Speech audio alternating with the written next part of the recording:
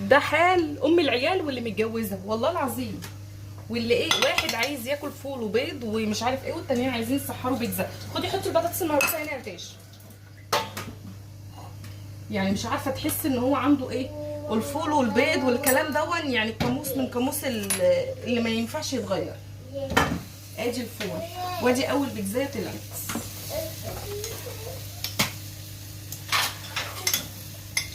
انا برضه هبقى قصيره وهحط له منها، انا عارفه ان هو هياكلها اصل سخنه. حاضر.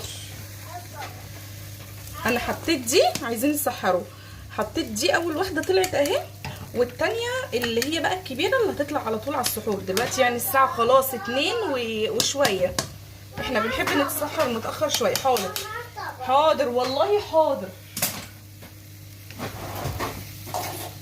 طب اجيب